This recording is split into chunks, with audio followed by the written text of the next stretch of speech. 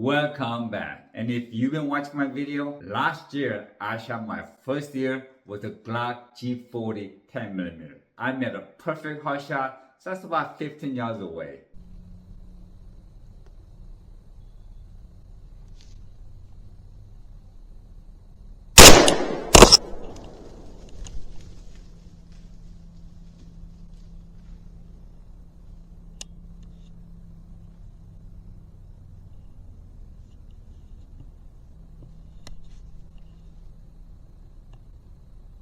Man, that was exciting.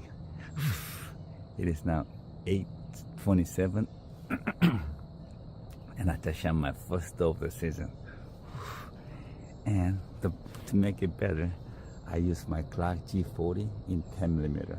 I know I put it right into where it counts, and I heard the crash, so I'm pretty confident that she should be down there, not too far away. Now I've shot deers with 357 Magnum, but this was first time with a 10mm. Now I bought this a few years back for barrel protection when I went to Montana for elk hunt, and that was very successful hunt as well. And some of my friends are saying, you got lucky, and I gotta tell you, it's always good to be lucky, but I want to show how accurate this is. So I'm gonna compare these two. Now they're both full size, and this is CGP10F full size, and this is Glock G40. Now if you look at it, this looks about the same length, but this actually has a comp at the end. So this is actually 4.5 inch barrel, and this is 6.2 inches. So we're looking at about 1.5 inch difference, and let's see what difference it makes at 25 yards. Now I'm doing 25 yards because that day I didn't have a lot of time. And when I'm hunting with a pistol, I would never shoot beyond 30 yards. In fact, last year when I saw the second deer, just about 50 yards, I just let it walk. Now this having a comp, it's gonna make it softer shooting, so it has a less recoil. Now this is a heavier and longer pistol, but still will have a quite noticeable recoil difference. Here's the ammunition that I'm gonna compare with. This is 10mm. This was a gift from my friend. Now this is 200 grain and very hot load. He hand loaded this for barrel protection, but now he doesn't have a 10mm anymore, so he gave me about 300 rounds of this. Thank you, Andy. And this is 9mm, 124 grain. So let's see how accurate they are, and let's see what the difference is in the recoil. Left upper targets with 124 grain. 5 shots.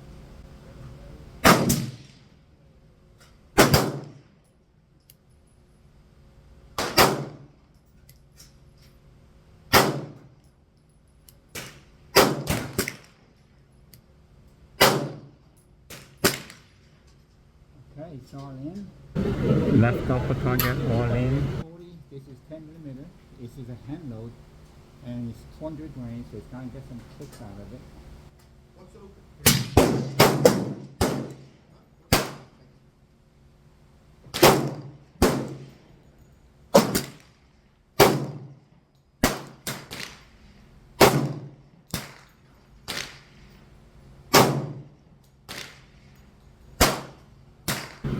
Look at the first shot, really tight. 4/5, it drops because of the anticipation. It has a very noticeable recoil. Okay, I'm going to try 2 more shots without anticipation.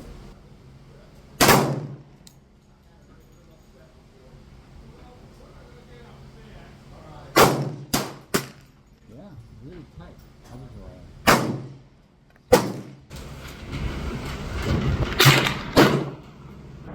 All right, 25 yards. That's with a 9mm CZ 5 shot all in. But look at this. Now this is 10mm 200 grain 5 shot group. Now as I mentioned, I had 3 perfect shots, and then my brain kicked in with a recoil, and then I started having anticipation. So I took 2 more shots and make sure I wasn't having any anticipation, and that's the final 5 shot group. Amazing.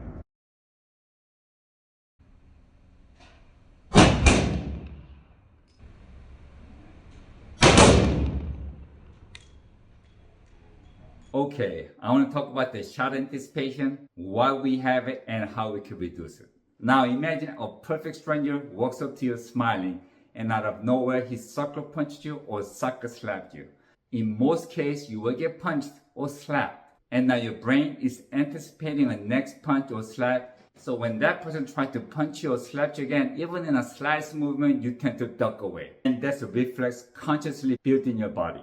Now, same thing with the gun. You have your gun out there, you're happy, and as you pull the trigger, you feel the violent recoil and a big bang. Your brain now is thinking, damn. So when you're up there and ready to pull the trigger, your brain is building a conscious reflex where less than a tenth of a second right before you pull the trigger, you anticipate a shot and you put your gun down and try to control the recoil. Now, obviously, bigger the recoil, bigger the anticipation. Now, imagine a boxer who gets punched and realizes it was not a big deal. So he actually dares other boxer to hit him in the chin and he won't even move out of the way, but looking for opportunity to hit back with a bigger punch. And he would actually take the punch. Now, that takes conscious action to stop yourself from moving away or having a reflex. Same thing with a pistol. When you realize that you have anticipation, you have to tell your brain, it's not gonna go bang, it's not a big deal, but I'm gonna consciously hold my gun without pulling it down. Now, honestly, everybody has anticipation, including myself, but the difference is how big of anticipation you have. So here, first 3 shots, perfect shots, and my brain is keep telling myself, it's got a bigger recoil than I expected. In fact, I even had a hard time keeping the pistol in my hand. So on the 4th shot, it goes down lower. On the 5th shot, it goes down to target below. So I had to take a little breather, and then I start telling myself, it's not a big deal, it's not gonna go bang, don't pull your gun down. And as you see it, next round was right where I wanted. Now I have to tell you, most of shooters, they do not know they have anticipation. They think they pull the trigger the same way, but it's just not hitting the target. Unless somebody points it out and let them know they have anticipation and they need to blank their mind out and consciously block yourself from pulling the gun down. Well, you've seen it. Now, honestly, when I'm hunting, I don't like to think I got lucky because I know I was blessed. But when I'm pulling the trigger, I'm pretty confident it's right where it belongs. And as you've seen my videos, over 90% of my shots are all hot shots. See you.